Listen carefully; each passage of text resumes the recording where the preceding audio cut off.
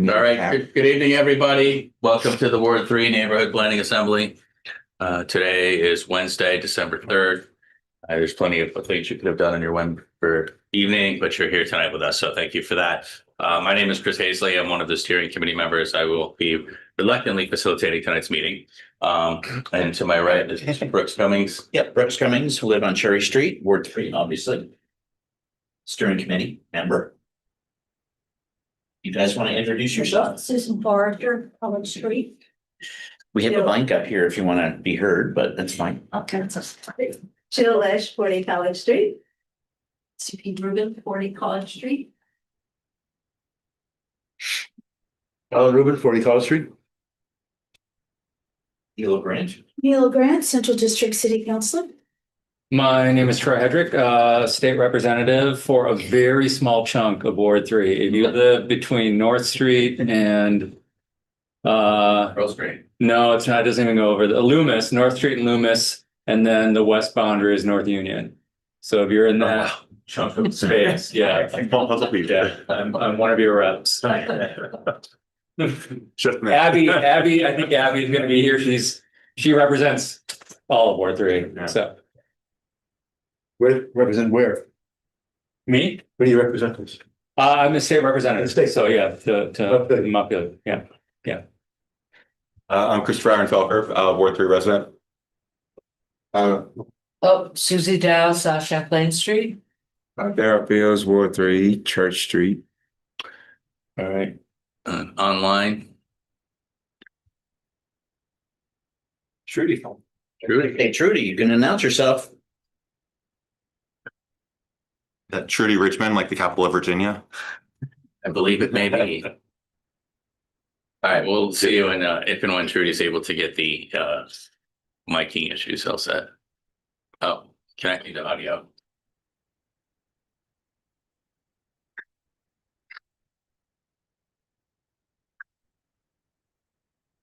All right.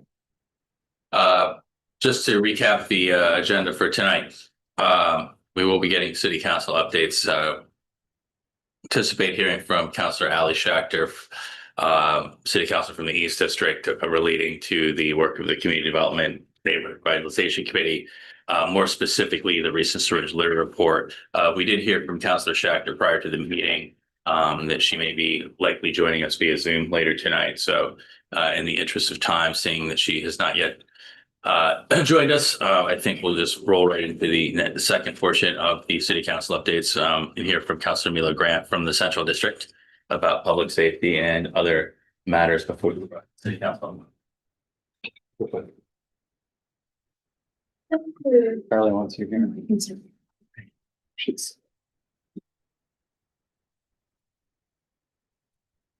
There's a lot of things going on, so what I might just essentially do is reference some meetings and article that I think people will find informative, and then just leave some room for questions. First, I want to remind everyone about the mayor meetups. When Mayor Mulvaney Stanek came into office, she decided to rotate the meetups around the city and have them at different times. For what could be a variety of reasons, the meetup in before the Central District in Ward 2-3 at the old North End Community Center just didn't work out. It did not have regular or consistent attendance. So what she is doing, and this is going to start on December 9th, just wanted to make everyone aware, the new time will be 5:30 to 6:30 p.m. So responding to maybe a later time would be better for individuals, giving people an opportunity to be home from work, to have the kids settled, etc. And it's going to be virtual only. So to access that information, you would go to the City of Burlington's website, click on government, and then click on Mayor Emma Mulvaney Stanek. That link will take you to what will show up immediately is the calendar for the mayor meetups. And you just click on Tuesday, December 9th, and the Zoom meeting link will be there. So next Tuesday, and hopefully be great for people in our area to attend, because we actually have a mayor from our area of the city, and we haven't had that in quite some time now. So it'd be great if we were interacting with her. So this would leave 2 meetups that are in the mornings in person, a midday meetup that's hybrid, and now an evening meetup. So you don't necessarily have to go to ours. You could go to one of the other ones. Sometimes I see people from Central District. They go out to the North End or the South End. VT Digger posted an article yesterday, and it is about the title of the article is New Chittenden County Court Grapples with How to Reduce Court Backlog and Manage Cases of Recidivist Defendants. So this new court has a new judge and a new prosecutor. This was put into place with feedback from our mayor, our chief of police, and our state's attorney. And Phil Scott agreed to try this out on a temporary basis. And I found this to be a pretty good article explaining what the court is trying to do and what they're seeing so far as successes. So, for example, they've had 18 defendants that have gone, as of 11/20, that have gone through that court with 152 cases being resolved. So this is really individuals with these multiple open cases. And it had some, for people who were willing to talk to the reporter, giving some stories about what their situation was and what some of the solutions are. For some of the individuals, it could be having to serve time. For other individuals, it could be referring to treatment, including options that are outside of the state, depending on what people need. There are about 87 defendants remain on that particular docket. So they are working on the things we need them to work on, and I look forward to having additional data from the state's attorney's office in an upcoming public safety committee meeting, most likely in January. Did you have a question? You answered when you said resolved. I just wondered like what you meant by resolved. Okay. But you know. Yeah, it's a good article. I definitely encourage everyone to read it. It answered some of the questions that I had. I knew it was off and running. The state's attorney is really positively responding to it. She, for a long time, has talked about the issue and having all of these open people having multiple open cases, them not being heard at the same time. It's not been a great system. And we just need to keep continuing to try new things. And so far, this is working. The Public Safety Committee meetings, just as a reminder, when you, again, go to the city's website and then click on the agenda button in the lower left-hand corner, that takes you to what is called Civic Clerk. And that is a system that holds the calendars for our various meetings, which you can search, click on, and in meeting media, you can actually watch the meetings. I know the meetings are not exciting things sometimes, but sometimes people disagree with me. For example, when I talked about the increase in direct patrols being over 2,000% increase, I have people telling me I made that up. That comes directly from the chief of police's report. And you can hear the reports from him when you watch Public Safety Committee meetings. And you can choose not to actually watch the meeting, but you do have access to look at his report. That information is right there. And I understand that some of these numbers sound fantastical, but we literally went to no enforcement for a while. And so now that we have somebody new in the department, and he's looking at things, changing things. I talk about this every month. It's really making a difference, including arrests increasing, foot patrols increasing, and I think it's been visible. So I encourage everyone to look at that. The bare minimum, just go through the police report and the report from the fire department, because our fire crews, they're doing amazing work with the services that they've been providing. And more recently, doing what is considered to be their more traditional job, which is actually fighting fires. But their reports show all the variety of incidents that they actually respond to in the city. And Chief Curtin has continued to track certain data that Chief LaChance tracked before he retired, which is when we transport, how many people are unhoused that we are transporting? How many people are we not getting paid for when we transport, right? Because we've had some other discussions in the city about transporting people and what does that mean? And is that something we should be paying people for? Kind of at my first disagreement with Chief Burke, which is around the CARES team. I believe the CARES team is a loss. I believe that the mayor got some bad information, and there's nothing that can really be done about it now, but I feel the way I feel. We have had presentations at our public safety committee meetings talking about what the CARE teams does. They're not overlapping with the Howard Center. The Howard Center, if they're going to be true to their word, which right now I have no reason for them not to be, but there isn't the overlap that they say there is. So that is a big concern of mine.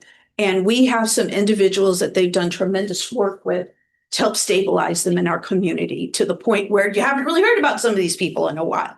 What will happen in the next few months after the program is officially done at the end of the month? When we talk about how that team members, the clinicians transported people,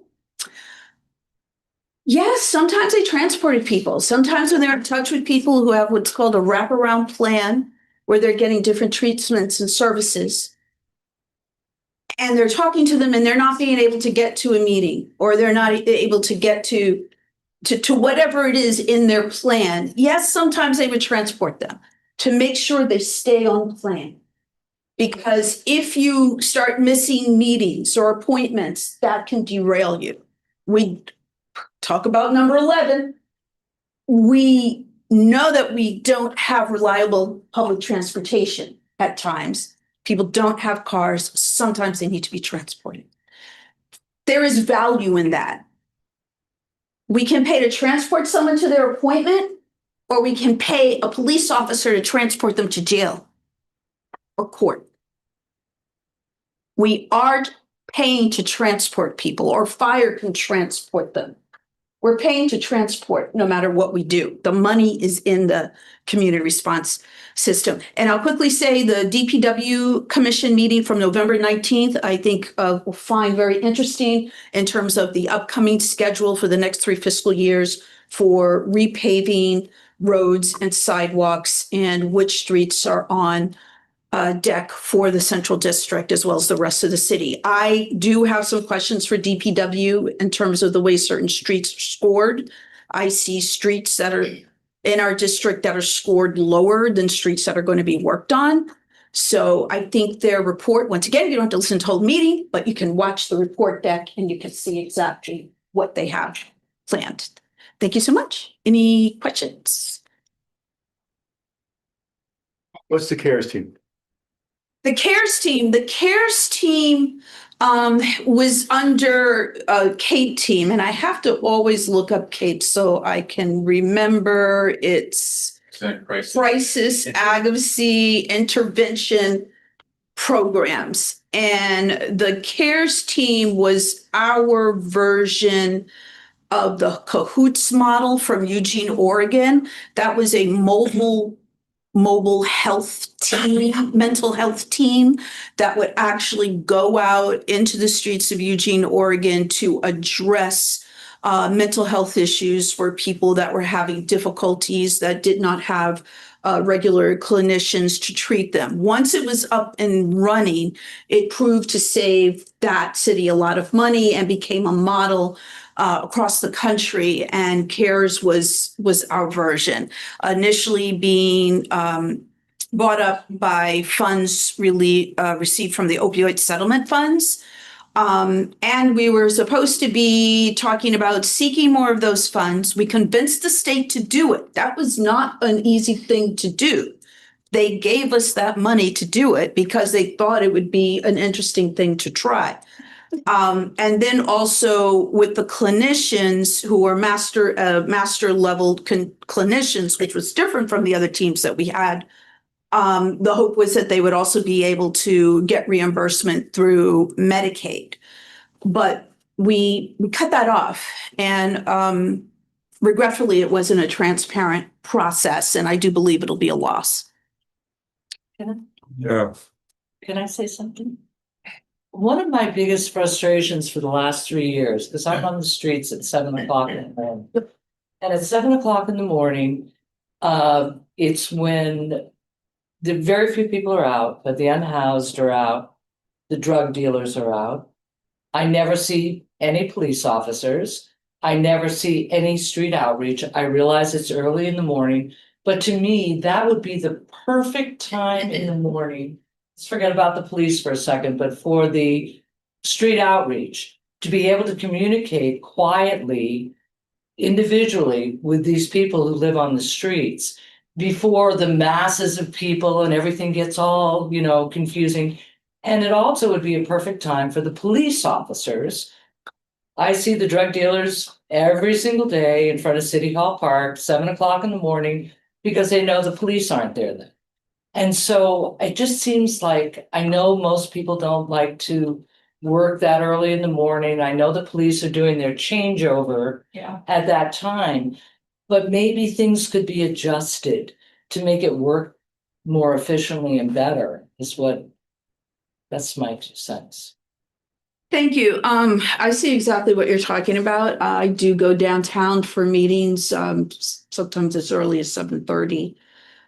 And I'm downtown all the time with the exception of visiting a family this past week. And I see exactly what you're talking about. Kind of going back, I'm still trying to work on the idling, like the enforcement of idling cars. And I write down and text certain individuals who I know are following what's going on downtown. I'm like, okay, here's a license plate. I see it's suspicious. Yep. What kind of car is it on today? That's a response. I got that. What kind of car is that license plate on today? I was like, well, today it's on a black BMW. Oh, okay. It could be that, or it could be these 2 other things. So clearly the moving around of license plates, the issue with temporary plates or no plates continues, but we also have an issue with the state being behind in producing permanent plates, something to do, maybe you guys know, something to do with some changeover in software. I'm not entirely sure. So there are people with legitimate temporary plates who are past the end date because they haven't gotten their permanent plates. So thank you for that feedback. I will definitely. But more than the drug dealers. Yes. More important to me than that is that is the perfect time, the quiet time in the day when street outreach could be connecting with people who are saying, I need help, I want to straighten up, I want to stop drinking,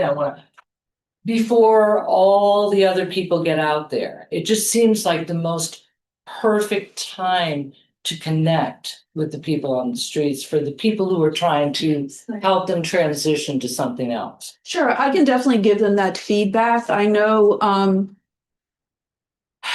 ideally we would have 24/7 of everything. And I know that when hours were extended, they were extended into the evening when possible, because of taking a look at the activity and the incidents that occur. But I can certainly bring that to their attention. I believe the first ones are out there by 8. Might prevent those things that are happening. I don't know. It just feels like that's a missed opportunity as far as I'm concerned. Sure. I think they're out as early as 8, but I can verify that for sure. Thank you. Thank you. I just want to say about the CARES team, I know that they're gone, but I did notice amongst several people that my neighbors that live on the street, live at the waterfront, they were doing, and they have mental health issues, and they were doing so much better with the CARES team than ever they done with the Howard Center. So I know it's a loss, but it was doing a lot of positive work. They were. If we could bring that back, would be really good. They really were. It was different work. And that was my concern with regards to the information that was given to the mayor's office. They kept coming back, well, this is duplicative. I'm like, this is not duplicative. And to the point where sometimes people need a different solution or a different person. And I know some of these individuals, things did not work well with the Howard team. Not necessarily the fault of the Howard team, just it didn't work with the Howard team. So what's going to happen to them? And if you hear anything, I'd be curious. I mean, of course, we want to honor people's privacy, so we can't use people's names, but they were doing good work. And part of how this came out was they had to start to tell people that they would not be able to help them and if they had to transition their treatment plan. And that's when I first found out and started making some noise because someone emailed me who had been helped by them and was shocked to hear that we were defunding them. And I was like, what? So it's been for me very upsetting because along with members of the community, this was a real community driven solution. I've been talking about this back since 2021 when I was a police commissioner. We had people from the community come and talk to the police commission and say, these are one of the things that we really need to help deal with these issues that we're now seeing in Burlington. Because everything after COVID just, more issues with drugs, more issues with mental health, the homeless crisis. We couldn't keep doing the same thing. So thank you very much for that feedback. I appreciate that. Ask a question Yes. here. Now there is a situation, right? Yes. And how does that relate to what we're talking about? I'm sorry to be a little bit in the dark about this, but No worries at all. how do folks get to the situation table? And that's another multi-disciplined group, right? That's run by. So there was several years ago, there was a mental health summit, and that met with a whole variety of people who worked on mental health issues in the city for different service agencies. And one of the things, if anybody's curious, if you send me an email, I can actually forward you the report and you could see exactly what they talked about. But one of the main things that came out of that report was that the agencies were too siloed. So they were touching the same people and they weren't talking to each other about these individuals. So in a nutshell, to make it as brief as possible, and we did have a few months ago, Ingrid Jonas, when the situation table finally rolled out, she did a presentation at a public safety committee meeting, and I would be happy to send the link to that. But that's basically people being identified as high users of our community safety response system.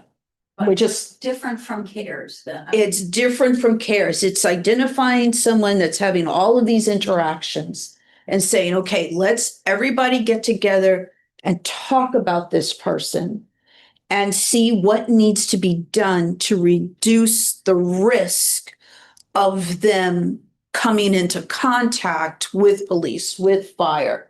What plans need to be put in place? And part of it is to put together a treatment plan. And then there's the people that enact that treatment plan. So that's kind of where CARES came in, doing that work to say, here are the issues for the people that have been referred to us, and we're going to help them with whatever they need. It could be, and what's interesting is they worked with clinicians that were private. There are private independent clinicians who don't necessarily work for the Howard Center, but were willing to take on some cases. And that was one of the things that also came out of that mental health summit was how do we incorporate more private clinicians who may be willing to do some work to assist some of the people.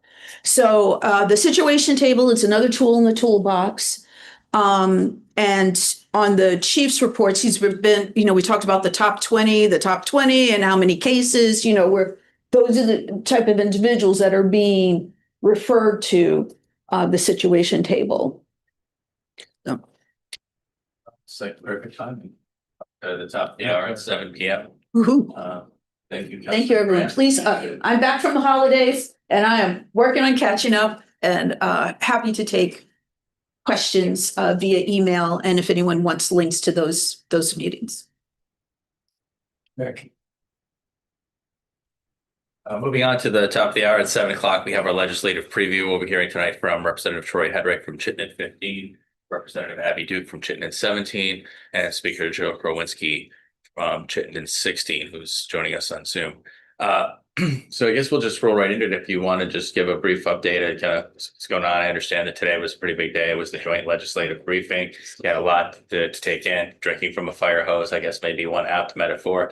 There's been issues out there with the financing, education, a lot of stuff to pick from. So I'm just kind of wanted to hear from y'all or go. I guess we'll go in order, I guess. Yeah, I may save education for the speaker. And Senator Gulick right on top. here. If we want to talk about the experts in the room for education, we've got Senator Gulick and the If speaker. I could get either one of these two people to let her sit either Yes. there and there. I will. Consider it to be so bothered. No.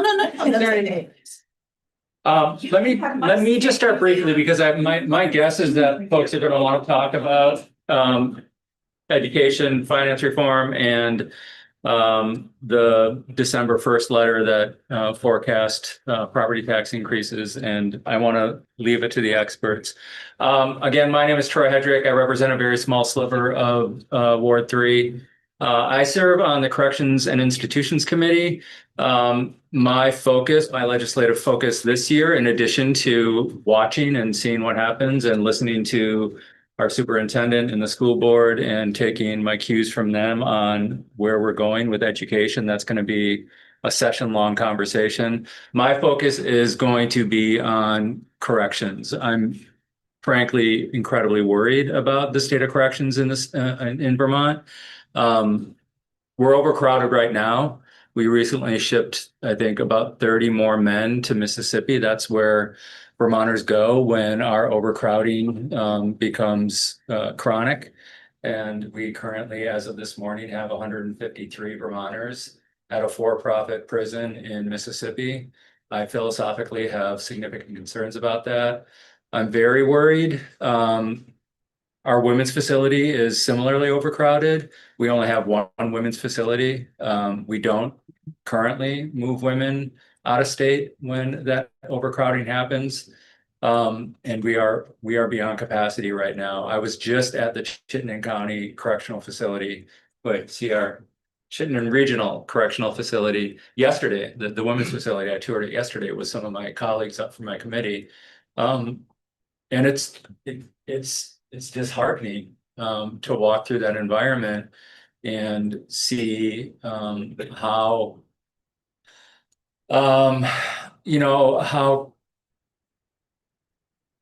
we've let go. That building was built in the 70s. It's long past due, and we shouldn't be housing people there.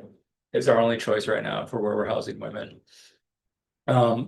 We have to talk about the fact that Essex recently made the decision not to create some room in their zoning ordinances to allow for a new facility that could be designed to be a much more humane facility. A lot more room for programming that helps folks move into truly a reentry process. So I'm just very, very worried as I see it right now, and I haven't taken testimony. We have a new commissioner. I'm frankly worried about the tone that our new commissioner will take, interim commissioner. As I see it right now, given the overcrowding, and specifically with regard to the overcrowding of women, no current prospects on where we're going to house a new facility. I see maybe one of three avenues. One, we know the women are going to continue to languish in that facility, and it is not a good facility. Or two, we start shipping women out of state for a for-profit institution. I've been told that that's not likely to happen. Or three, we start shipping more men out of state at a for-profit prison, and then start moving women into perhaps a wing of another institution, another facility on campus. So I'm just in state. So I'm just really worried about the state of corrections right now. To me, we've been working, our committee works well together. Last year, we had some traction around slowly moving us away from how our incarceration process is profitized, right? Telecommunications is a for-profit industry, commissary is a for-profit industry, healthcare is a for-profit industry, all of these in our prisons. And we have a contract for about 300 people if we need it in Mississippi. We've started looking at some of that. I'm of the mind that, and we are, whether or not whether or not this is where we should be going is a different conversation. But as this community, this state, the legislature in general, looks more and more to incarceration as a solution to what we're seeing are the effects of a lack of safety nets around mental health care and substance abuse care. When we turn to incarceration as the hammer answer to that, we are going to continue to see our numbers rise. And I'm of the mind that if that's the state we want to be, that uses incarceration as that sort of tool, we then inherit an obligation to do it humanely and to do it well. And I think Vermont can be a really good example. If we don't build a new facility, somebody else will house those people at a for-profit facility. So that's what kind of worries me. We are in the process of looking at it. We have to take some new testimony from the new commissioner to see kind of where we're all in agreement and where we're not. And I'm hopeful that we can get sort of a miscellaneous corrections bill out there that at least puts some band-aids on this, at least provides more programming in these spaces that desperately need it, but more to come. That's my focus. So you're looking to make some corrections to corrections. Yeah. Charlie, I once met with the state's attorney and we was talking about this same situation. And she said that the reason that nothing can be accomplished is because of staffing. So if you built a new facility, a humane facility, you wouldn't be able to staff it. So you wouldn't have to be able to have anybody to run the programs and operations. So where do we go from there? Yeah, that's a really good point, and thank you, because it reminds me of another whole talking spiel that I have. When we talk about our incarceration facilities, not only are we talking about places where these people live that we have placed there, we're also talking about a workplace and it is a large workforce, our corrections workforce. And right now we are incredibly understaffed, absolutely true. And it is not uncommon at all for corrections officers to be doing multiple 16-hour shifts in a row. And we hear constantly from the State Employees Union about the need for change, the dire need for change there. I'm also of the mind that part of our recruitment concerns around that are, it's 2025 and recruiting for corrections officer is a different game than it was in 1970, right? I firmly believe that people don't want to go to work in a place where we're just warehousing humans for profit. Yeah. If we do have facilities that look at a more restorative approach, look at a more rehabilitative approach, I firmly believe that people would sign on for that. So I think there has to be a significant culture shift within our Department of Corrections about how we do corrections. And I think that will have an impact, but the staffing shortage is not going to be fixed anytime soon. When I see the numbers of who's going into the academy to become corrections officers, those numbers are small. And then it takes a while to get onboarded and acclimated. But All right, so I think we'll just go with protection of the reps and then we'll jump into some questions for everybody. So if you look for question in 15, I guess we'll go to the speaker about Brodsky and Chip in 16. Hi everyone, can you hear me okay? We can hear you. Yeah, my Virginia web slides if you need to see. Thank you for making time for us tonight. Hey, it's great to be here. Sorry, I'm not used to this format, so please just speak up if you can't hear me.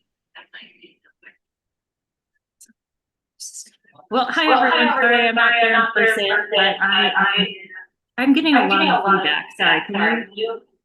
We can hear you. Okay. So I heard earlier in the presentation that we had a day at the house today. We had a fiscal update talking about the economic outlook that we are coming into this legislative session. And you know, to no surprise, between the federal cuts that we've received, the tariffs, our tourism getting hit because of the Trump's attacks on our friends up north, the Canadians, along with so many other pressures, we are coming into a budget that is going to be extremely difficult. And so this session, it's going to be incredibly important for us to be showing up for Vermonters and ensuring that the government is providing to this support to people for the things that we need it most, for food, for housing, for healthcare. We're gonna have a really tough time. We don't have COVID money anymore, and then we have all these other cuts to deal with. So it's going to be important to get lots of feedback from folks in every corner of the state on what we think our budget priorities should be. Prioritizing those is going to be really, really important. Housing is obviously remains a top priority for us in the legislature. Really disappointed that the governor vetoed our emergency housing modernization bill. We are going to take another try at it and see what we are able to get compromise on and actually become law, but that has been a very difficult process, but we are dedicated to figuring out a path forward there. We're also looking at different housing programs to rehabilitate vacant housing and to support our housing agencies across the state and the good work that they do. And healthcare, as you all know, that is on fire right now, given the cuts that are happening at the national level. So we are going to continue to build on the work that we did last session to help contain drug costs and look at different options to see what we can do to better help rein in costs. But, you know, we have these conversations around how we make sure we have the best education for our kids at a price we can afford. It's the same with healthcare, and how can we scale our system appropriately so people get the care that they need when they get it. As you've heard, we have a lot of rural hospitals across the state that are really struggling right now, and they're in the red, and they can't afford to close. So that is a topic that we're talking about. We're talking about whether we should look at a long-term program, whether we should do something around a universal primary care system, or what if there is something that we invested in and did it well, what would that be and what would have the greatest impact for Vermonters? And then obviously we're continuing our work. Martine's there, I see in the room. She's been on the redistricting task force.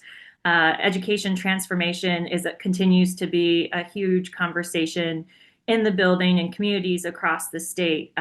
What can we do to ensure that every kid has a great education at a cost that we can afford? And right now, we just heard that the initial projections for property taxes is 12%. That's a starting point. That's not the end point. So we have a lot of work to do.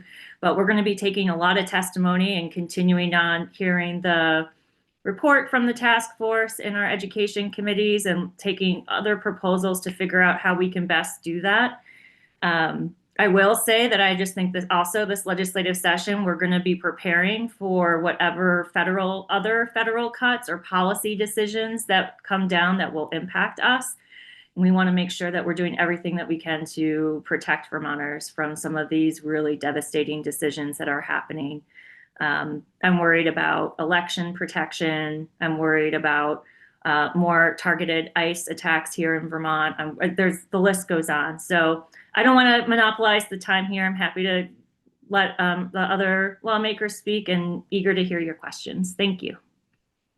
Thank you, Madam Speaker. I guess we'll move on to your Representative Duke. Sure. So my name's Abby Duke. I represent just a sliver of Ward 3.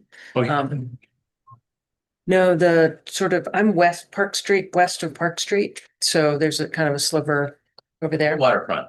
Waterfront, thank you. A very important sliver, which is the waterfront. And Front Street, kind of that area. But I'm very happy to be here. Okay, so I'm gonna step back and kind of continue on some of what Speaker Quincy was talking about in terms of the sort of overall budget and the financial picture. If anybody's interested in any of these numbers, I highly recommend going to the Joint Fiscal, if you Google Vermont Joint Fiscal Office, all of the presentations that we saw today, the slides are on there and they're really good. They tell the whole story. You just look at the slides and you will learn a lot. Because we spent the day learning about really what, it's kind of a preview of kind of starting to get us ready for the session, which starts in January, and understanding what is the fiscal picture of the state. There's the Vermont state budget is $9.1 billion, and about a third of that is from the federal government. Wow. Right. And the other 2/3 of it are we raise in the state. Our revenues are on track for our local. So it is almost exactly what was expected is what is coming in for the year. But we had a 30-minute presentation from a woman from DC who essentially saying, we're not sure about some of the federal money. And really my takeaway is we're probably okay for the next 6 months, but there's maybe going to be some significant changes for beyond that. If you go to the Joint Fiscal Office and look at the slides, you'll see where the federal money goes. And most of it goes either to healthcare, Medicare, or to the transportation budget. There's a little bit in other places as well. The transportation fund is really stressed and down. So that's an issue. The transportation committees have a very significant challenge ahead of themselves to try to figure out how to fill can't remember what percent it's down, but it's down enough that it's, and the amount of paving, for example, that we're doing statewide, if we continue the rate we're going in 5 years, 10 years, we're going to have 60% of our roads will be in poor or worse shape. So the transportation fund really is stressed and it's going to need work. Backing up. Yeah. So the, revenues, talked about the budget letter. I was going to say, talk about why the transportation fund is in the dire straits it is. Yeah, I mean, at least partially it's because gas tax, right? Because as we switch to electric vehicles, right, we're getting less money from the gas tax. And more fuel. And we have more fuel efficiency. So there's a structural issue about the way we raise money for the transportation fund. So that's something that they need to work on. So The transportation committee. I'm not. So I'll say a little bit about my committee. I'm on the Commerce and Economic Development Committee, where we are. So my focus, most of my focus in the legislature focused on that, on economic development. How do we support our businesses better? How do we encourage more businesses? How do we help businesses become stronger and pay more and hire more people? How do we support our workforce? How do we improve and expand our workforce? So we're working on a variety of things related to that. I will take a quick mention on healthcare. We spent 2 hours this afternoon looking at healthcare. There is a small glimmer of good news, which is our commercial rates are only going up 2%, right? So that's a small, which is the lowest rate in the country. So that's only the tiniest glimmer of good news because mostly it's bad news. There's 6,000 people who have lost their subsidy. So what we don't know is how many of those people will now become uninsured, who will not sign up for private insurance because, we have people who are going from paying $20 a month to their bill would now be $1,500 a month because there is no longer a subsidy to buy private insurance. So that's a real unknown. The healthcare system is extremely stressed. I know we're going to be spending a lot of time in the legislature this year focusing on healthcare, focusing on education, And I hope focusing on economic development and how do we help grow ourselves out of this too? Yeah. Question regarding transportation and the transportation fund and the Yeah. shortfalls there. I've heard ideas kicked around about a couple of toll roads in the state. As far as you know, how much would that, I'm all in favor of that, honestly, because Yeah. I just renewed my registration, and after years of everybody telling me about the delightful benefits about hybrid car ownership, I bought one. But guess what? Now in Vermont, because I drive a hybrid, I don't pay the $80 a year registration. I pay like $120 or something ridiculous because for the privilege of owning a hybrid vehicle. So because I don't care what it is, Troy. How will making some of these toll roads close the budget, and how much of a budget gap is there? I know that people are talking about toll roads. I don't know. Other states do it, and they seem to have like more Yeah. paved roads than we do. Right, I know there's issues about toll roads, and one of you might know more about this than me, or if you have a toll road, I think you give up certain amount of federal funding. So all that has to be looked at as a cost benefit analysis. So. You mean you lose funding on that road in I particular? think so. Oh, that's Jill might know. Jill, I'm going speak. to interject here. I'm not an expert by any means on the interstate highway system, but my recollection was that the interstate highway system was passed by the United States Congress. There was a grandfather clause inserted, so places like New York, which had the New York State Thruway, which predates the advent of the interstate highway system, as private. I think that there's something in that legislation with why some of these states have the toll roads that they have, is because they may predate the federal interstate system. There's stuff in there, and I'm not an expert on it, so I can't answer your question, but it's a good question. It also becomes a progressive tax for folks who live further out and more. I mean, there are other roads. We're not putting up a fence in front of their house and saying they can't find another way. We're just trying to make extra money so that way all the roads can be better. Green Mountain Thruway, perhaps. Sorry, can I jump in here? Can you? Absolutely, Speaker. Sorry, I just wanted to, because I saw that story on WCAX about toll roads, and I was a little surprised because we have not been looking at that as an option on the menu of ways that we could possibly increase revenue or shift funds. And so I think our transportation committee and the House will be obviously looking at this closely again, that and we continue to work on it. But I think that the option of those toll roads is something that's not at the top of that list, for what it's worth. Thank you, Speaker Kowinski. I think we'll pivot here to the Senate, and now I hear from Senator Martine LaRocque-Gulick, and that's LaRocque with a C. That's right. We made the correction. Silent C is in there for those French speakers out there. I assume you'd like me to talk about education. Well, that is one of your areas of expertise. So. Okay, hi, everybody. I'm Martine LaRocque-Gulick, in the Senate, live in Ward 4. But you are all part of my funny district that goes to Essex and Essex Town and Winooski and Colchester and most of Burlington. But I'm happy to be here. I'm warning you, I met with the Unified PTO the other night and I spoke to them without taking a breath for about 2 hours on this very topic. So I like to talk about this and I can go on ad nauseum. So is there anything in particular? How would you like me to crack this nut? You want me to tell you about the last 4 months and how we came to the proposal we came to? What would you like me to talk about?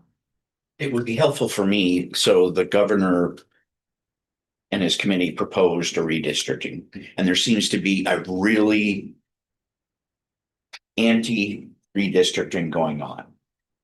And my taxes keep going up, and the declining enrollments and everything else. It's like, I'm having a hard time getting my head around why people aren't like seeing reality. Right. So I'm happy to speak to that particular piece of it. 11.9% is the big number. It's being rounded up to 12.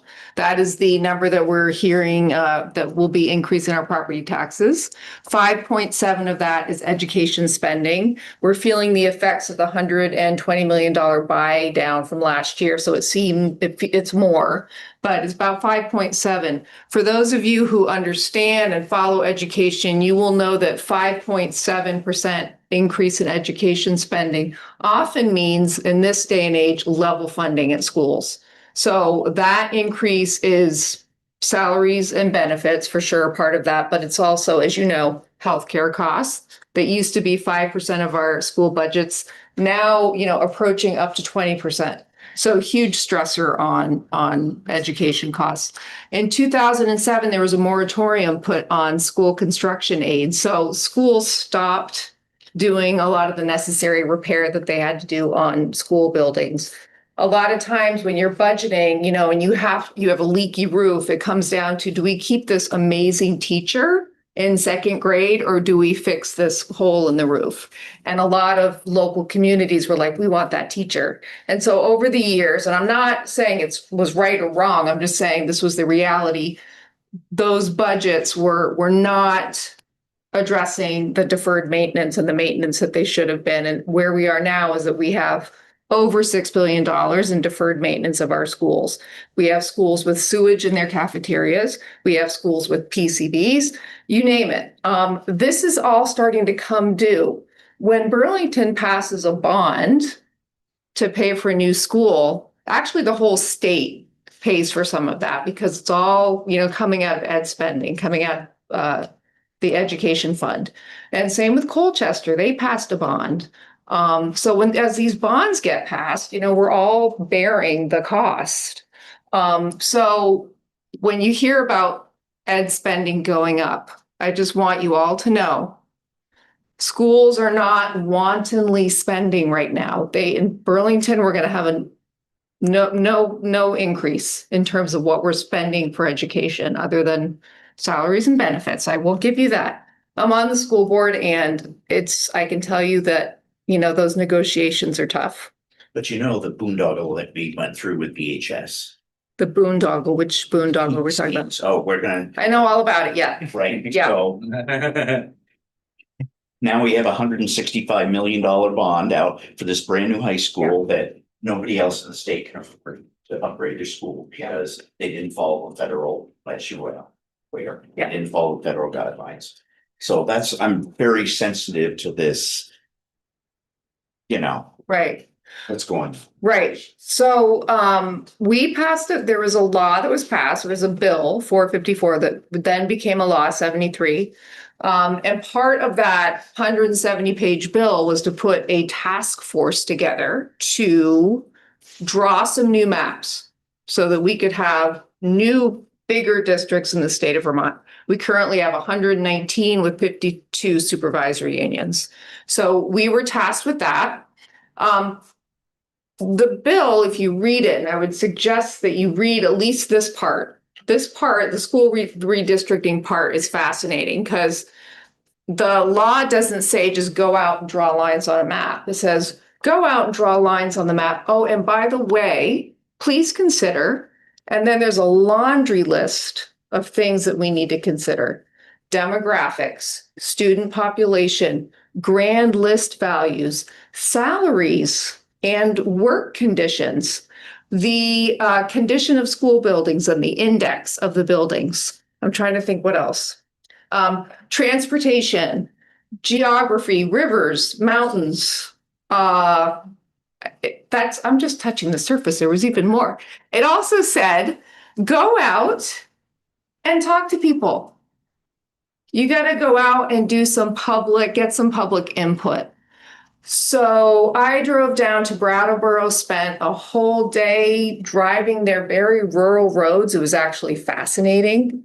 I am really glad that my fellow Senate colleague made me do that because it gave me a whole new perspective on what some of our kids have to go through to get to school.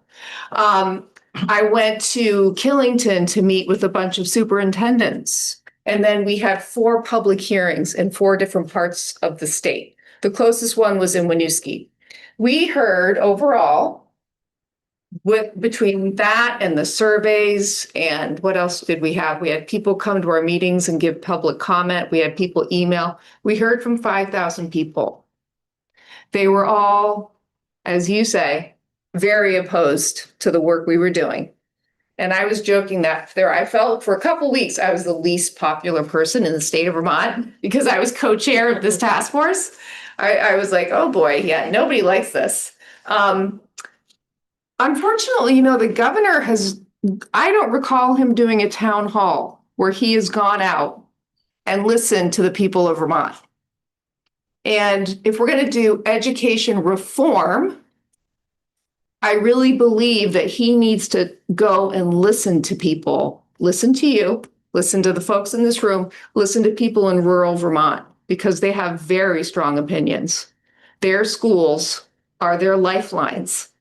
Their schools are their communities. And you take their school away, the fear and the emotion that I witnessed in the course of these hearings was unbelievable. And I had parents come in crying because they said, if you make this big mega district and my school gets closed, you don't understand, this road in the winter, you can't drive on it. I will not be able to get my kids to school, and there's no bus that's going to go on that road. So this is complicated stuff. And I have a new understanding for how complicated it is. And so early on, we decided, you know what, drawing lines on a map, a 5-year-old could do that. That's not what this is about. This is about education reform. Education reform needs to be slow and thoughtful and community driven.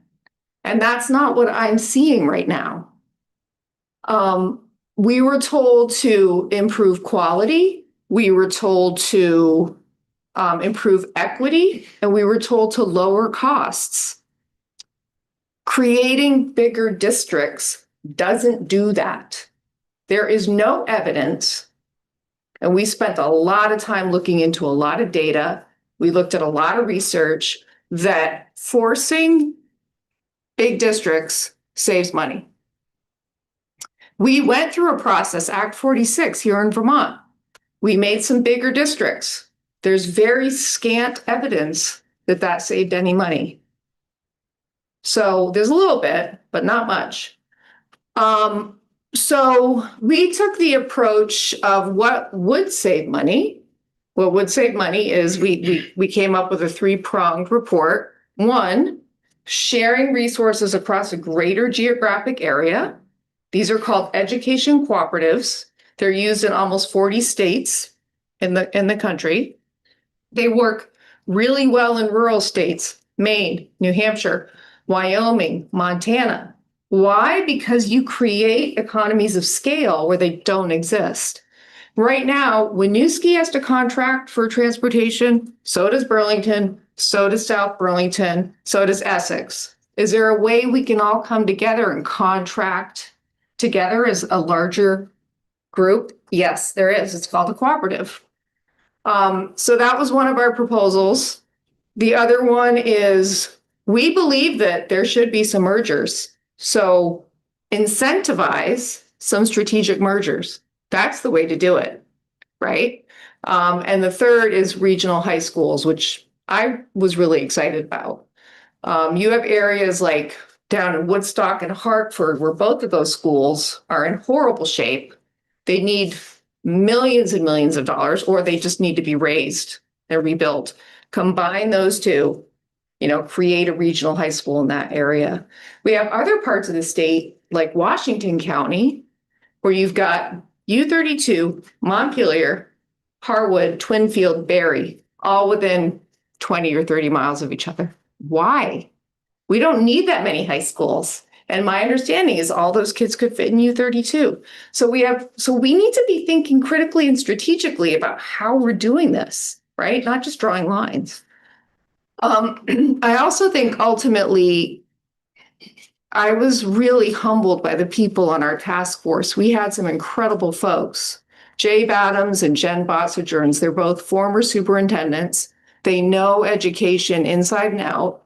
And one of the things Jay kept saying is we're putting the cart before the horse. Why are we talking about doing these big mega districts when we haven't looked at the structure of education in Vermont? We haven't looked at the governance piece. We've got, I don't know if you all know this, but we have districts in the state of Vermont called non-operating districts. They don't have a school. They're a school district with no school. No sports. Right. So, I mean, that is like, you talk to people about our system and they just go, whoa, that is dysfunctional. I would argue it is quite. And then we've got the private academies rolled into it, but Right. I think you hit on a couple of nails on the head. And in general, my experience has been is that, when it comes to even in municipal budgets, whether it's a city or a state or a school district, it's like so much of that is salaries and benefits. And so much of that, it's controlled by a contract. It's a negotiated thing. And there's no flexibility there. You have to deliver those items because you're contractually obligated. And the amount of discretionary spending that any like municipality or organization really has is, kind of limited when it comes down to things outside the salaries and benefits. And, we talked about the consolidation and the mergers, bringing together the services. I know that some states have, brought all of their teachers onto a statewide teaching contract. And I know that from my own time on the school board, one of the challenges is the negotiations, trying to get what was perceived to be a fair compensation package for the teachers and all the folks that worked in the district to, we'd always try to be like, well, we're not going to be at the top of the scale. We don't want to be at the bottom. We want to be somewhere in the middle. And it's like, people kind of jump ship from one district to another to get paid. And if, we had a statewide teachers contract, we had like a baseline cost of living and then divided up, say, by 14 counties. I like the county idea. You guys know that. And, add in a cost of living, because obviously someone who's teaching and living in Chittenden County, their cost of living is going to be vastly different than someone who's say living. It may work, Chris, but you'd have to, I mean, in the short term, everything would go, it would go up, right? Because you've got to scale up. You're not going to scale down. So, I mean, that's an amount of money that no one's told me what the projection of that would be. Because if we did go to these larger districts, we would be scaling up a lot of salaries, and that would be a short-term big cost. And I would like to see what that cost is. It's hard right now. I think a lot of people in Vermont trust and like the governor. He saw us through COVID. He was that guy that we saw on TV and that kept us safe and feeling safe through a pandemic. But I'm finding myself right now frustrated that, number one, he chose a Secretary of Education who is not an educator. She doesn't understand education. She's trying. She's working hard. She was never a superintendent, never a principal. This is hard. What she's contemplating taking on is incredibly hard work, complex work. So we have 38 fewer positions in the Agency of Ed since 2008. That's a chunk of folks who normally would be doing the work of making sure our kids are getting the education that they need to get. They're not there anymore. So the agency itself is not as robust as it used to be. I want to focus on costs and bringing down property taxes. I think we all do. I think we're all feeling the pain right now in so many ways. What I am saying is that this redistricting plan is not the way to bring down property taxes. It just won't. In fact, in the short term, it'll bring costs up. So, when we started this journey, it was about quality and it was about cost and equity. I'm now hearing it's all about a new funding formula. That's a little bit of a new narrative that we hadn't really been talking about so much, especially in terms of redistricting. I think a foundation formula actually could be a good idea. A lot of states do it. Vermont's not ready for it. We haven't fixed the structural problems that I mentioned earlier. We have too many issues around governance. We have too many issues around things like tuitioning, these supervisory unions, these non-operating districts, to just think we're going to plop a foundation formula on the people of Vermont and it's going to work. So when I was in private industry. Yeah. In a failing business, cuts are made. I can't tell you how many people I've fired. And it's hard, it's complicated, but whether it's health, the prison system, or education, this is a broken system. I'm a lifelong Vermonter, and I'm thinking seriously about leaving Vermont. Yeah, sure. Because Sure, a this lot is of us are. not work. Mm-hmm. So I understand and I realize it's hard. Yeah. And I don't have the answers, you're just subject matter experts, but Right. this Yeah. has got to stop. Mm-hmm. Mike, sorry. But don't you think that some of that has to do with how we raise our taxes in this country? Because if the people up at the top are giving away all the taxes to the wealthy, and you're sitting down here as middle class carrying that burden, we can't carry it any longer. And until this country and the people in this country start telling the powers that be, no, it's not going any further. We can't afford this. And we're not going to let you do what you want to do, which is have us all in poverty and then walking away with billions. And I'm sorry, but I can't listen to this any longer, only because I lived for many years in Europe. And I know we paid over 50% of our income on taxes. My kids went to free childcare. I did a master's for free. My husband is a physician. He went through all of his med school for free. And okay, we got something in return for that. I 40 years ago had a kid in Germany, had 3/4 of a year of mother's leave after that. Now it's grown to even more than that. I know it's all possible.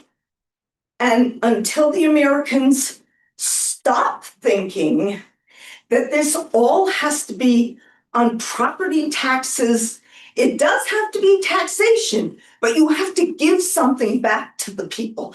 And it can't be that we have billionaires earning the kind of money. I mean, when I just hear sometimes what they're getting as bonuses, I just want to explode. So until we get together and start fighting the powers that be and say they need to be paying down the taxes and not us. They need to be taking those tax breaks from the wealthy, from the corporations. I'm sorry, I know I'm getting. But it's Here, really Kathy, here.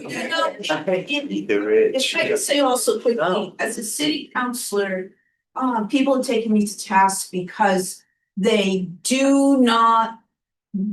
feel that certain things that I and others bring up around national politics are relevant to Burlington. And that is frankly not true. Our government is sending $40 billion to Argentina. $40 billion.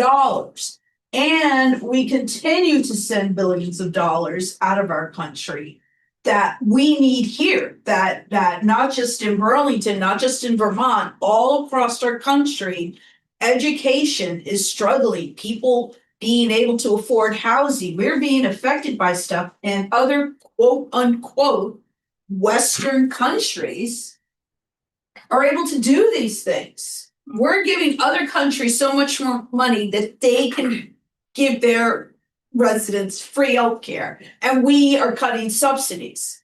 It is all connected. Yeah. And we also have to put pressure on Governor Scott. People have to he started to feel some pressure, which is why he finally came to our city to meet with our mayor and police chief. He was starting to feel the pressure. He did not like constantly have to answer these questions. And if you haven't seen that press conference, you should watch it. It was nasty. It was a little testy. Him and Jim Morrison, they didn't like hearing it. So I feel like I can fight the windmill. Or I can focus on what I may have some Yeah, influence on. no, I agree with Milo and Yeah. Kathy 100% with everything they said. And in terms of what we're doing in the legislature, we worked a lot on healthcare last session. We are going to start seeing some impacts of what we passed. But I don't want to say it's too little too late, but it is late. I wish this had been done. I'm only a second term senator, but it should have been done, 8 years ago. Like having an independent observer at the hospital to make sure that they're not overcharging and, et cetera, et cetera. Like things like that I think we're going to reap benefits from that. But it's going to take a little bit of time. In terms of education, something has to be done. You're right. We had 120,000 students. We're down to 84,000. It's projected to go down to 65.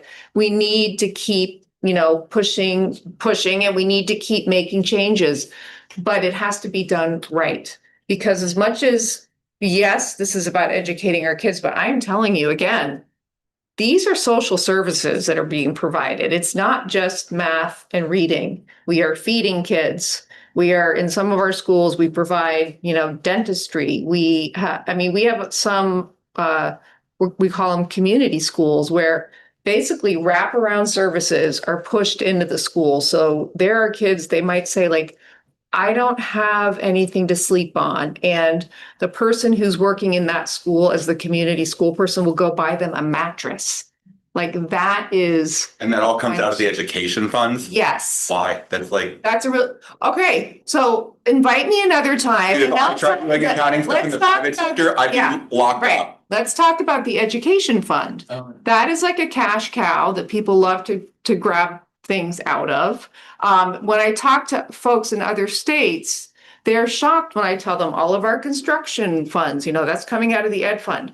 I know a lot of people were excited about universal school meals, but I begged not to take that out of the ed fund. That was 30 million. It ended up being 26 million. That should be coming out of the general fund, not the ed fund.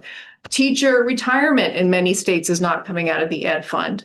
What else is coming out of the ed? Yeah, there's mental health and social services and social general workers fund and the like that happen. So how much is the ed fund that you get? How much money is that when you say the education? It's a big chunk of what government does. For So each it's state? yeah, Yeah. it is. I mean, it's a big. It's in those joint fiscal office slides. I can't remember it. You can pull it up.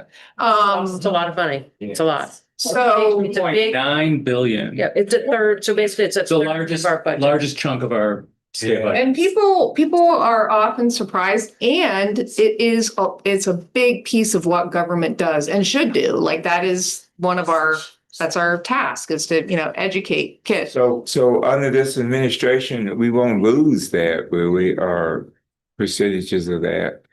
No, not as long as there's a legislature that pushes back against some of his policy choices. But whether which pocket you pull it out of, it's still my pockets. Right. I agree. And property taxes are a lightning rod that seem to trigger people in ways that are just they're front and center, and I get it. And things that get moved to the general fund would be, a lot of folks like income tax based, a system that's income tax based, right? In fact, they want education to be income tax based. So if that's what you want, then it seems like moving stuff to the general fund is a more progressive way of taxation. Yes. That's, the way, all too often, so many of the things that we're dealing with here in our country are framed in some kind of binary terms. And when it comes to the discussion about education and funding, it is, it's like, well, we need to move away from the regressive property tax and move to an income tax. And I'm over here thinking like, hey, It's out of my what about a pocket. sales tax? Like, your economic development, like what can we do to, grow our tax base to, generate sales tax revenue, maybe, funnel some new revenue into the system. Second homes. Yeah. I mean, that's one thing.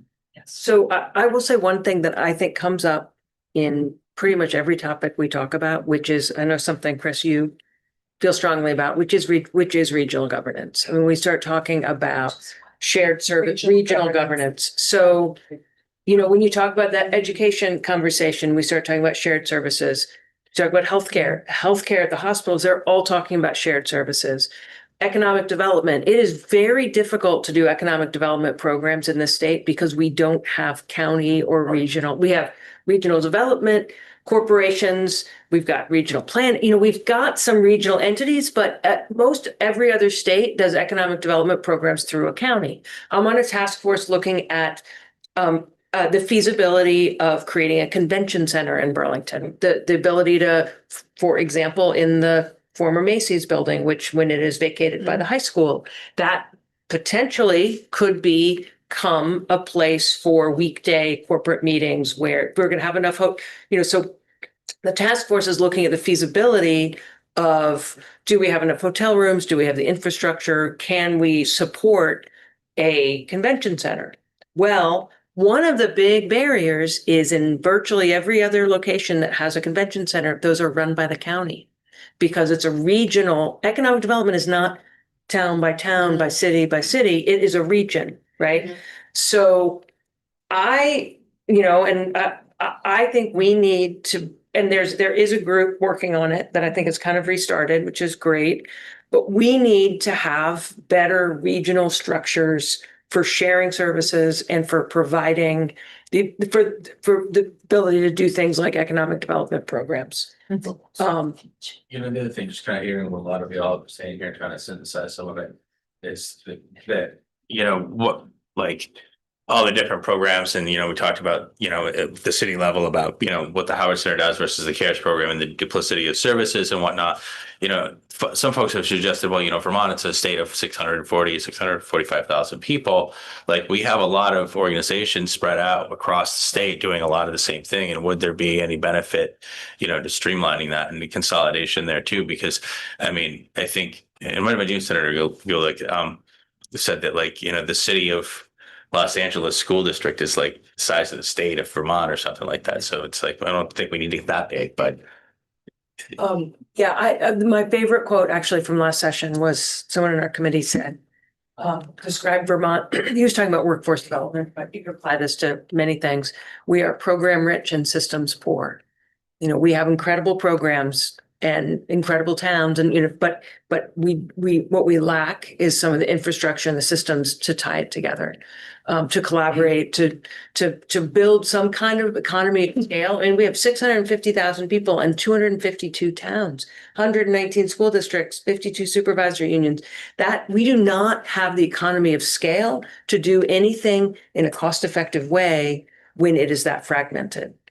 So I really think an overlay to this is that we need to get serious about more regional, whether it's county or whether it's maybe it's using the same geographic area as the shared services for schools. You know, I think we need to get serious about that.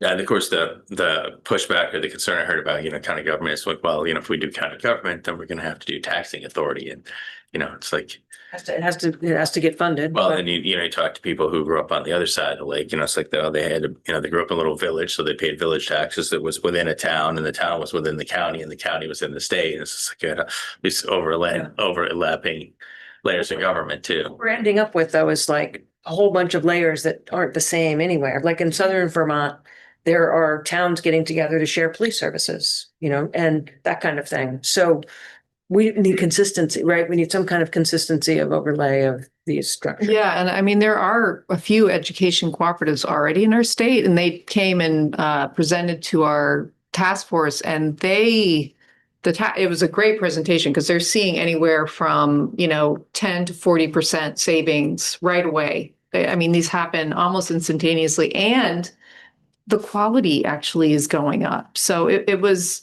we got very excited when we saw what was available there. So I just want to jump in and see if Speaker Kowinski has anything to add.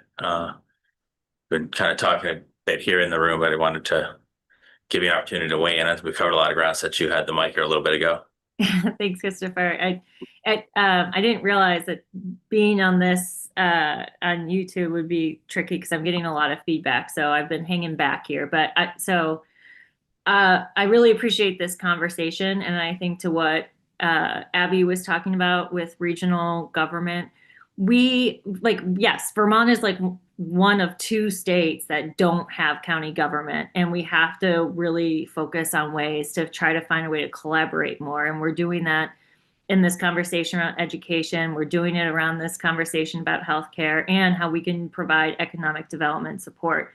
And I think that's going to be, I actually think it's going to be really forced upon us in a way with the federal cuts that are happening. And I think that it's going to force us to really look at the programming that we have across the state, especially with our designated agencies and our nonprofits, to be thinking about, who's doing this work, who can, merge together, who could partner together to do this well. We have a lot of support, like every county has a different system, and we have so many different things out there. And I just think that with these federal cuts that are devastating to us, it's actually going to force us to have to collaborate more, to figure out how we can create and partner and have better services in a way that we can better afford it. And it's just going to be tough. I think on the education debate, I just want to say, like, the cost of everything is just really hard right now. Like, I want to recognize that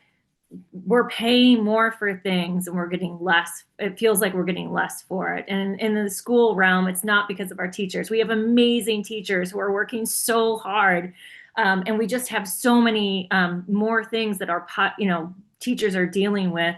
And we see that in our correctional system too, and public safety, with not having the mental health supports that we need to make sure that people are supported. And these costs are going up and the federal support is going down. And so I just want to recognize that we're kind of in this time right now where we're going to have to hunker down and be creative about how we solve these problems together.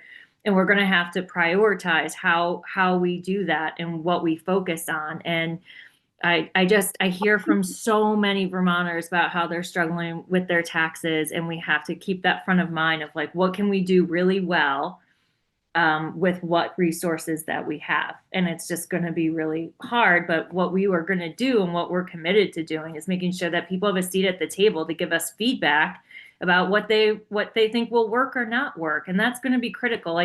We can't do this work without our neighbors. We need your thoughts and feedback about what direction to go in, because we're going to end up in a place that we haven't been before with these cuts. And I don't want to be like a Debbie Downer over here, but it's really scary to think of the amount of funding cuts that we're facing. And so I just think that we really are going to have to work together to figure out what we want to fund well and what we're okay letting go of. And what we're letting go of, what do we have in the community as support systems, and how can we support them to partner and merge together to provide that work? So I don't know. I just feel like I really appreciate the conversation, and I completely appreciate and understand the tension of wanting to do really good things to help our kids and communities while also being able to afford to live here. So I appreciate that tension, and I want to keep hearing from people about what you think is important and what we should focus on. So who in the room pays out of pocket for their insurance? We purchased through Vermont Health Connect. So, I'm paying over $11,000 a year, and I go to the doctor for 10 minutes once a year. We have the highest healthcare costs in the country, which means the world, by the way. Kathy, yeah, so it's a real problem. And I'm be honest with you, this close, just not being insured. Yeah, because I can bank 11 grand a year. And if I have a heart attack or drop dead or whatever, then I'll make cash payments to UVM. But it's just unbelievable between property taxes and healthcare. It's just. I hear you. not a good place to be. It's very difficult right now. The company I work for, we work in benefits administration. And we specialize in health reimbursement accounts called ICRAs and QSERAs, and they're specifically helpful to small and medium-sized businesses that can't afford to have a group health plan, but will give their employees money to buy on the exchange. So all these employees qualify for subsidies. And so the fact that these subsidies are going away, these companies still can't afford to have a group health plan. There's a lot of changes going on right now, not to malign Cigna, but maybe I am a little bit. A lot of people are jumping to Cigna because the premiums are going to be better, but regretfully, Cigna doesn't have the best reputation in Vermont. And in the past, we've seen people jump to Cigna before and then come back to what they had before because the experience that their employees had wasn't great. Hopefully they'll do better, but everybody's just changing everything in order to find the best rate. But you would not be alone if you decided to drop the plan. It's becoming too Crazy.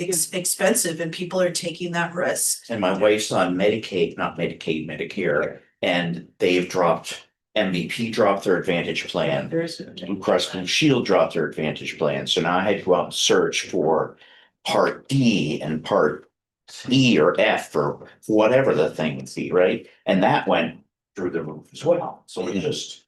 Yeah.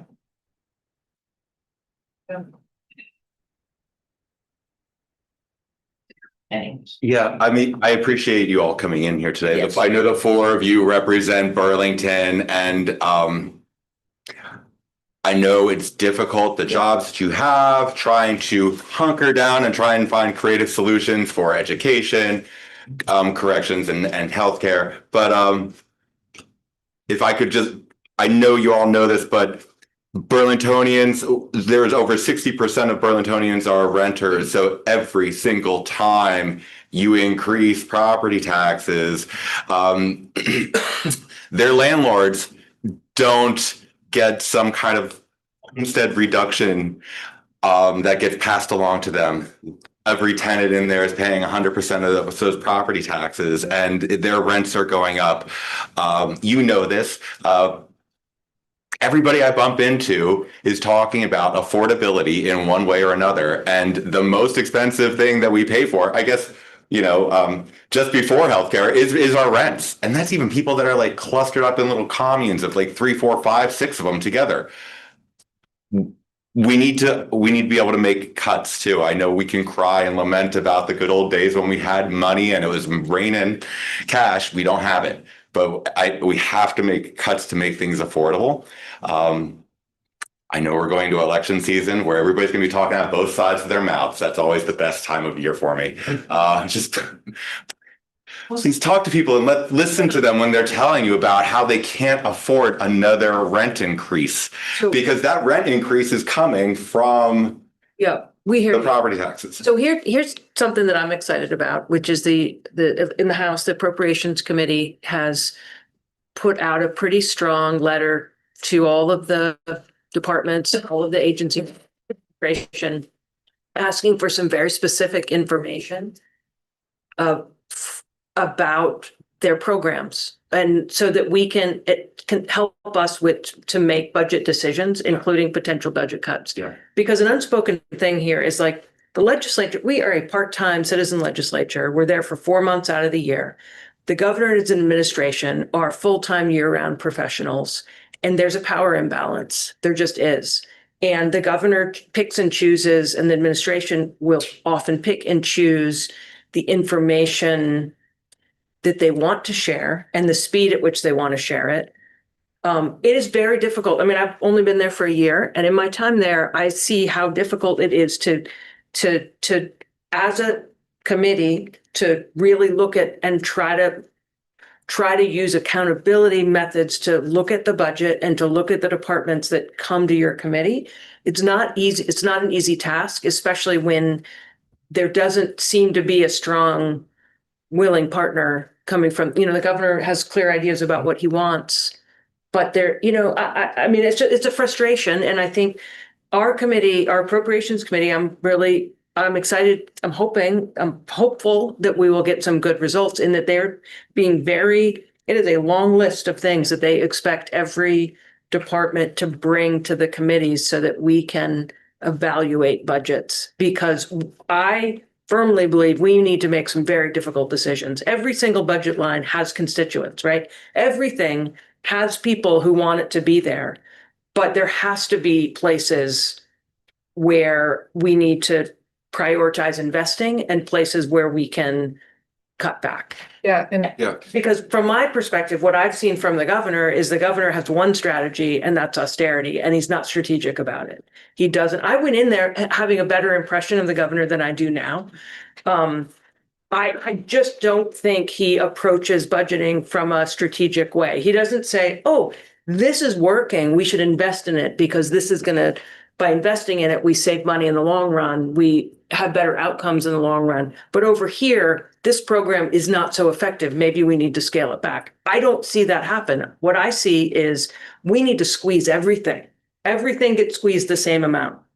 That to me is not strategic. So I welcome all. It's not leadership either. It's not leadership, Yeah, right? agreed. So I mean, I guess now I'm just venting a little. Yes, I get it. I want to say just one last thing. I just wanted to say, I really appreciated earlier when we were talking about county governance and how Vermont has a series of wonderful organizations, but that the networking is difficult. And that you're right. When I'm originally from Pennsylvania, we, like Chris says, town, village, town, city, county governance where you have taxes, but you know what? It all worked. And and you're able to share resources, and there isn't too much overlap, but most importantly, there aren't those chasms of cracks where people can fall into, and that's what Vermont has. We have great little programs, but then huge chasms where people fall into and then get lost. we have more nonprofits than any other state. I know, just don't get me started. I'll talk about that. Wait, but anyway. It's not bringing in any money. No, I know. I did want to say, Aaron, really quickly, I completely agree with you. I think we need, you do. You got but I'm gonna ask you, I'm gonna beseech you, please, we are all very emotional right now because we're feeling pain. Yeah. We're feeling pain in our pocketbooks, in our wallets, paying our heating bills, and so on and so forth. Don't necessarily go for, because sometimes answers are easy, but don't necessarily go for an easy answer that's being peddled to you as like, this is going to fix it, because guess what? It's not going to fix it. This is really complicated. I would love it if you guys would lean in and read, if not the whole report that we're putting out, like some of it, just so you get a taste for what's happening in the state. Get a taste for the wealthy families down in Mount Snow who use Vermont taxpayer dollars to top off their kids' payments to ski academies. Stuff like that. It adds up. It adds up to hundreds of millions of dollars, and we're letting it happen. And that's not okay. So I'm just asking you, please don't just glom on to like this easy fix, because it's not easy. There is no easy fix. Nothing's easy, but my experience has been that you need to take 20% out of your budget. And the leaders do what they do, and people wring their hands and say, oh my gosh, you're going to lose this and that and this and that. And you know what? It's in our Constitution to provide an equitable education to every child in the state of Vermont. We can't just say, like, we're not going to educate you. No, I get it. Like, but that's not an option. Leaders. Yeah, creative leaders. Fix problems. There you go. And if the goal is to take 20% out of your budget, you do it and you figure out how to, because 99% of the time, there was no impact on the business when we took. There are very powerful players in Montpelier who like a lot of the status quo. That's what I mean. Yeah, it's. Anyways, Representative Duke, I think we crossed paths last spring at the end of session, with Representative Hooper, and Cody, I think you were there too, Yeah. but near that. And one of the things you had cited at that meeting that's supposed to got to me is that we have an education system. I think you said it was designed to educate 120,000 students, and we now have 84,000 and projected to drop down to 60 at some point. So Soon. yeah, and one former school board member, current Burlington City Councilor, had observed we have too many schools, too many school districts, and not enough students to pay for it all. So, when I look at numbers like that, just stark numbers and the percentages there, it's like, the 2/3 of what we were designed to educate. And that almost does imply to me that there's going to have to be some kind of consolidation there. And I think the trick is going to be doing it in a way that, gives people meaningful, role in the governance of their local school. But off the top of my head, I would think that, 119 districts, 52 supervisory unions, we could cut that down to 13 or 14 and then restructure the leadership again, going back to, there's other states that like they haven't, unified school districts that are bigger than the entire state. And again, not saying we have to get that. There's not a lot of savings there, Chris. I hear you. And I would just do, again, like lean into some of the research and data that is in our report. It's just not, you're not suddenly going to save like $500 million. It's surprising, but you just don't. I do think it's still worth having the conversation about. Oh, I do too. To the statewide. Yeah. teacher. What I like about our cooperatives is it does divide the state up into 5 large geographic areas that could maybe be a stepping stone to like larger districts as well. I don't know. Well, if we 14, it would kind of line up with our county. Yeah, we looked at doing a county school map for our districts, and it was like that was another thing that we had in the law. It says make sure that you don't disrupt current districts as best possible, and our counties don't align with our districts at all. Like that'd be too easy. But yeah, that was like right off. It was just like that's not gonna work. Well, but Do you have a question? there's a, oh yeah. go ahead. Go. I'd like a minute. Yeah. Just a few things. As far as the national funding thing, I think the driver's driving toward a wall and we just have to brace for the impact, but it will change because it cannot continue. It's, we're seeing worse and worse decisions. And I think it catches up with people. I think it'll catch up with him or them. But we're far away from the impact point, and yet it impacts us a lot. I'm very lucky in that the last place I lived when I was on unemployment and I had an apartment in Colchester that took, with utilities, it took 80% of my income. Doesn't work. No. Then I got poor and I was lucky enough to be able to go bankrupt and pay 5% of what I owed people and then was debt free. And I was lucky enough to find a BHA apartment that is nice. And it takes 30% of my Social Security. And if I went out and got a part-time job, I wouldn't have any medical insurance. Mm-hmm. Which is just terrible. And I can't wait till we can reconstruct the White House. But What would you like us to take away from your story? Because it's an interesting one. Is there something we can take away from that and bring back to Montpelier with us? Bring back to, I lived there for 12 years. No. Well, Burlington it's at the bottom of a drain, there's an element which is sinking, you might say, and we are down there. So Burlington's hurting right now. You are the drain through which it goes, and you can really tell. Hundreds of people come here, and they can't make it someplace else, but they can come here and not make it in a way that's better. And it doesn't seem better, but I think gradually things might change. The OPC survey, which I did tonight and which made me late, is a really good thing. Survey, having a place where people can be supervised and get off the street. I used to try to explain to the city council and the mayor the game of whack-a-mole, because Monroe was convinced that fixing the park for $12 million would make them go away. We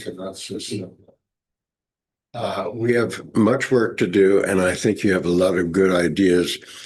I wish I felt that the governor had a lot of good ideas, and I don't. I'll have to invite him. Lincoln, No. Lincoln said, "A bad promise is better broken than kept." He was very wise. That, I like that. That's good. So I guess we're coming up on the till. We get about 5 minutes here before we pivot. Is anyone here to speak at public forum? Because if not, we can. I do. Okay, we will. Yeah, Pivot there. just All right, so we will pivot there in time certain at 6 minutes at 8:20 then. I think we should. Well, I was just gonna say, you pivoted, mentioned the overdose prevention center, and think we sent the resolution out to you guys, and I think we got a pretty detailed response from Representative Henry, which we appreciate it.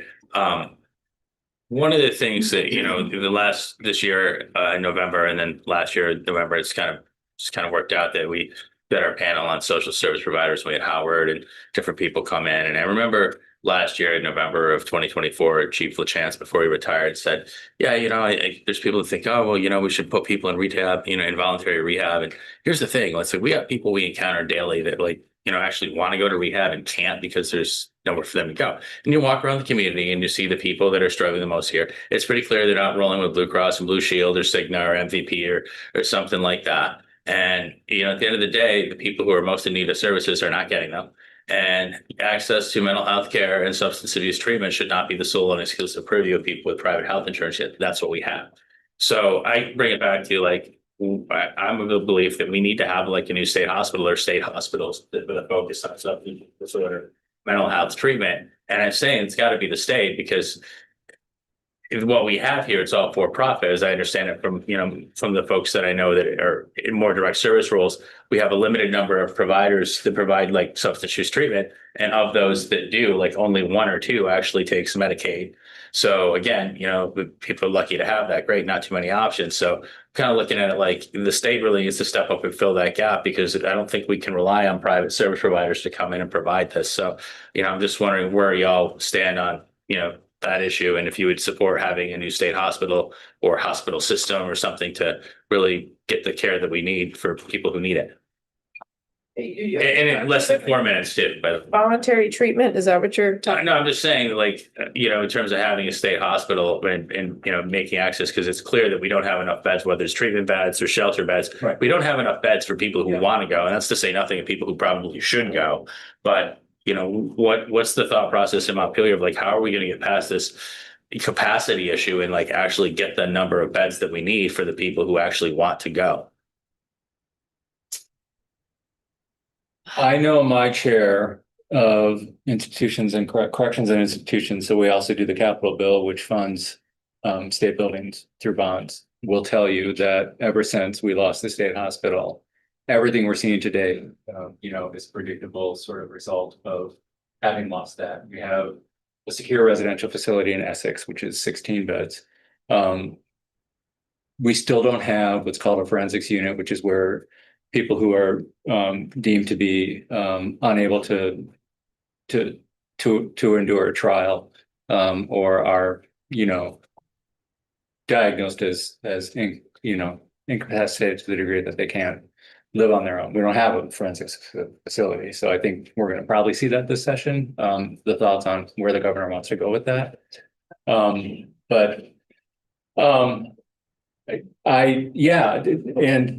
Yes, and. Yes, yeah. it costs, when we build a new facility, corrections facility, forensics facility, mental health hospital. When I started 3 years ago, the ballpark figure was $1 million a bed. That's what it costs. Our capital budget is $100 million. So, And the NIMBYism that Yeah, reigns right, in the right. state. We saw I mean, that. we try, that Yeah. they've tried to build a facility in Essex for women. That is not passing. They're tried a youth facility in Virgins. That didn't go, like, people Yeah. don't want this in their backyard And and. the Essex facility was state-owned land. That's Yeah. land the state already owned. We just needed Essex to give us the zoning variances to build it. And they said no. And that's their prerogative. They get to do that.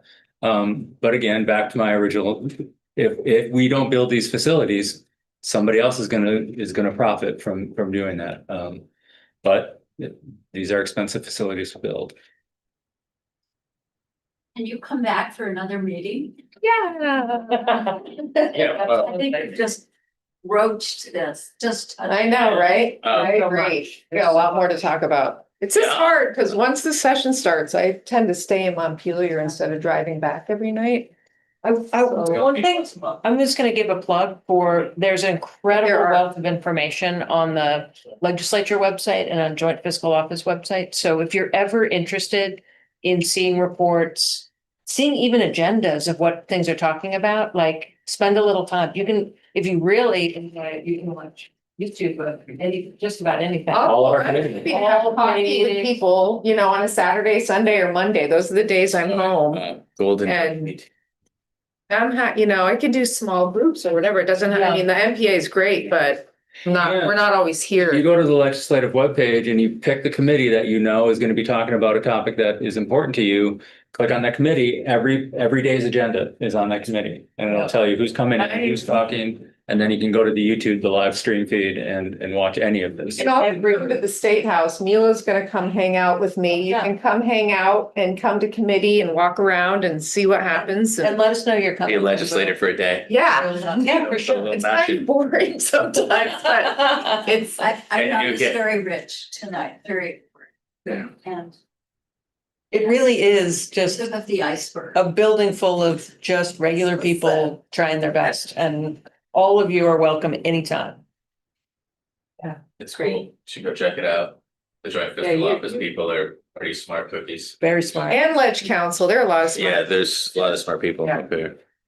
Well, thank you. Yeah, thanks for having me. Thank you. Thank you, everyone. So, Appreciate it. we do have public forum here too. I'm sorry, yeah. Mr. Rubin and then Brooks and, yeah, stick around for the public forum. It's only in the vote. Very quickly, I have an agenda issue for next time, and that is, I think we should replace Joe Kane.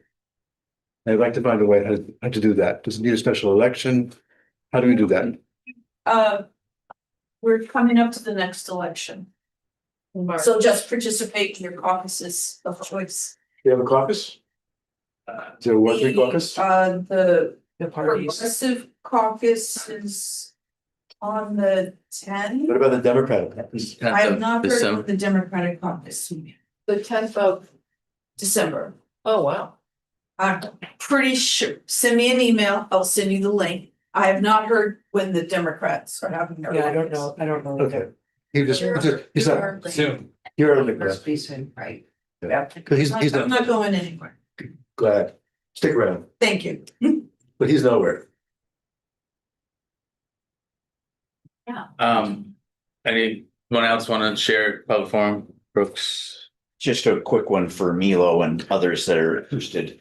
The urban reserve is becoming the new Sears Lane. It's really bad down there. They've got generators running, they've got propane tanks screaming. They're On the waterfront? Yes.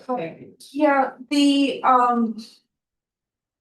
CSLs, the community support liaisons, that is part of their proactive work.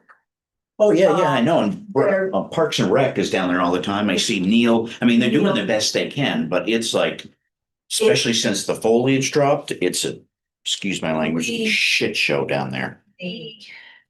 So a couple of things. We continue to have record numbers of unhoused people. Yeah. And they are outside, even with the new beds that we have, even with some housing that's coming online, fortunately not fast enough. We have record numbers of people outside, which is why there are generators, which is why people are using propane. Now, with regards to noise complaints, garbage complaints, those are legitimate and should be reported to the police department, and they will direct the CSLs, they will direct Neil, and I can't remember the name of the other prospect. Yeah, they're to the investigations. If there is a situation where something's dangerous or people being violent, then they'll send a sworn officer. If you feel that there are things going on related to noise or potential violence that are not being addressed, definitely let me know. Chief Burke continues to be responsive on a number of issues that were dead for quite some time. Yeah, and we chased everybody into Battery Park now. Actually, the last public safety committee meeting, we talked about Battery Park because we have the push out after certain times from here. All of a sudden is moved. It hasn't addressed No, the I root totally cause. understand. And so now we have the increase in Battery Park, and we have some data on Battery Park. You may find it interesting. It's in the yeah, the meeting November 20th. It's usually the fourth Thursday, but because of Thanksgiving, we have November 20th. That was part of this work. Okay. Thank you. Thank you. Don't steal my pen. Sorry.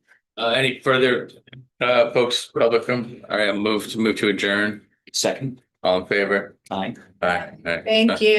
Thank you. Thank you for spending your time with us tonight. Yeah, you bet.